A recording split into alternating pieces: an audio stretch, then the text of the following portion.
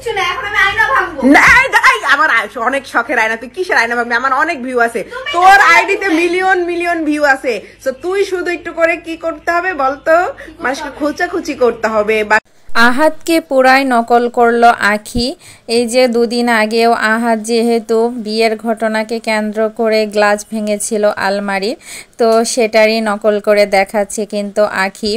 আর আহাদ বিয়ে নিয়ে যে নাটক করেছে, তিশাও কিন্তু নাটক করেছে। ওরা কিন্তু ভিউ বাড়ানোর জন্য এই নাটকটা প্ল্যান করে শুরু করেছিল। ওদের ভিউ একদম কমে গিয়েছিল, ভাবলো যে বিয়ের নাটক করে যদি ভিউটা বাড়ানো যায়, সবাই ভিডিওগুলো দেখবে, অনেক বেশি বেশি ভিউ হবে, কিন্তু তাতেও কোনো কাজ হলো না। এবার শুরু করে দিয়েছে তিশা রান্না বান্নার ভিডিও, যে ভিউ তো কামাতে হবে, ভিউ না কামালে এদের টাকা হবে না, আর টাকা না হলে এরা আরাম আয়েশ আর কি বিলাসিতা করতে পারবে না। তো সেগুলোর জন্য কিন্তু আবার রান্নার ভিডিও শুরু করে দিয়েছে তিশা। গত পরশু দিনে কিন্তু রান্নার ভিডিও আপলোড করেছে গত দুদিন ধরে। যাই হোক ভিউয়ার্স, এরা কিন্তু অনেক নাটক করতে জানে। আর আখি যেহেতু আহাদ এবং তিশাকে খোঁচা মেরে কথা বলছে, আবার তিশা আহাদও কিন্তু আখিকে নানান রকমভাবে খোঁচা মারতে থাকে। এরা একে অপরকে কিন্তু খোঁচা মেরে মেরে ভালোই কথা বলছে।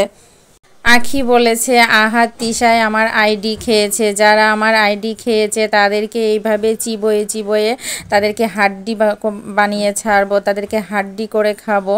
যাই হোক, এইভাবেই কিন্তু আখি ভিডিও বানাচ্ছে। মোট কথা হলো যে আহাদ তিশাকে কিন্তু আখিও খোঁচা মেরে মেরে কথা বলছে। আখির আইডি ডিজেবল হয়ে গেছে, কারণ আহাদ তিশায় নাকি ডিজেবল করে দিয়েছে। আসলে এটার কোনো প্রমাণ নাই যে আহাদ তিশায় ডিজেবল করে দিয়েছে। কি কারণে হয়েছে এটা কিন্তু কেউই এখন বলতে পারছে না। আখি বলেছে যে তার ইনকামের, অনলাইনের ইনকামের পুরো টাকাটাই আয়েশের পিছনে খরচ করে। আসলে এই কথাটা একদমই মিথ্যা বলেছে।